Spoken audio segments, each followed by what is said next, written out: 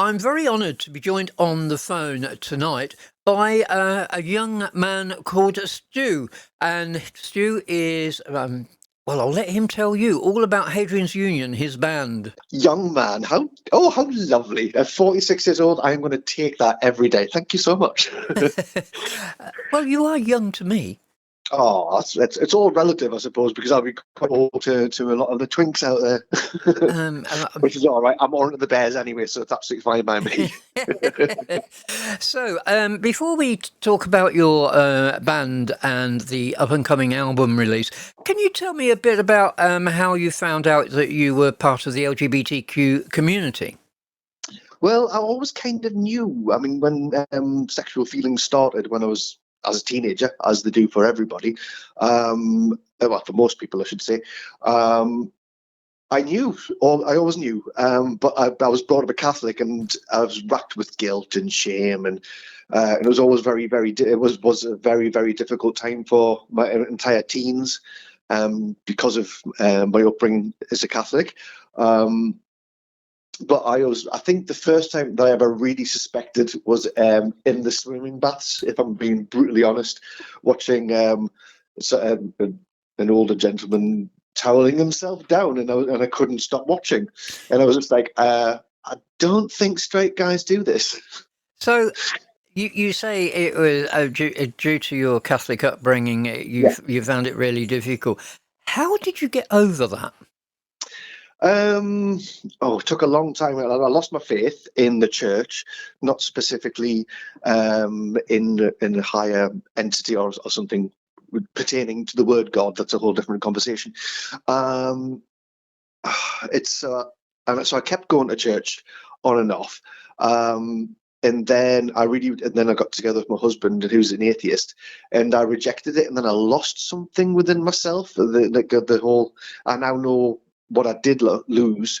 It was this sort of connection through spirit, or connection to energy. For if you're going to talk about it scientifically, because basically, long story short, the part of the brain which works on prayer is the same part of the brain that works on meditation, which releases happy, good serotonin chemicals, good, etc., etc., etc. So I got over it. I've not really got over it. I've continued to go through it, if that makes sense. So it's, I've had an ongoing relationship with, not specifically the church, but with my feeling of how I fit into the universe and what my purpose is here. And that's what I thought the church was giving me. So now my relationship with God, for want of a better word, is much more of a personal thing than it is something dictated by an organization. And another way that I really recently helped get over all the guilt and all the shame, so I did the Camino de Santiago about 2 years ago, because things came to a head when I was turned about 40. And I had about a depression, and then I got diagnosed with ADHD at 44. And then I said that started to all make sense of everything that I've been through, all the trauma through the church and the neurodivergence. And then that made me kind of go, right, I need some time to sort this all out in my head. So I went off and walked 530 miles across Spain, and was able to kind of like deal with it and filter it through kind of just the process of walking. It's like a long meditation. I'll bet that took some time. 7 weeks.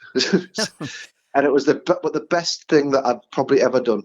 Absolutely, it was life-changing, and I'd highly recommend it to anybody who's got anything that just highly recommend it anyways. But if you've got something that you need to sort out in your head, it gives you the right time and the right space and the right people to help to sort it out. You come away with the Camino family, even if you do. I mean, because I went on my own, and within 2 days I met some of the best people I've ever met in my life, and we're going to be lifelong friends. It's a magical experience.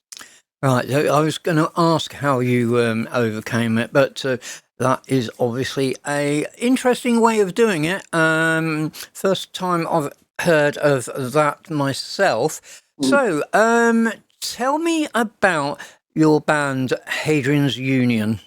Yes, well, Hadrian'S Union has been going as a project since 2006. It started off is a duo with a young man called Danny Hart, who played fiddle. But that was a long, long, long time ago. And over the years, we've had a number of people in the band. And since 2016, I've been working with a fantastic drummer called David Pratt. And he's continued to be a driving force in the band. He's very supportive, and he believes in what we do very much. And now we also have Matt on the guitar, the lead guitar, because we had a fiddle player. We were a folk rock band for a while. So it started off as folk bluegrass back in the day with Danny. And then Danny left to prepare to pursue his bluegrass career. And then I went to go solo, and then I met another couple of guys, and then it became a folk rock thing. That's when David joined, and then another couple of guys left, and it just keep coming and going. And now it's an indie alt rock band. So as I continue to evolve, so does the music. And when different people come in, they bring in their own influences. And so on the new album, on Splendiferous, we had a guy called Mike Turnbull who was on bass on the record. And a couple of months ago, he decided to leave the band. So now we have a new bass player. So it will continue to evolve and go forward again.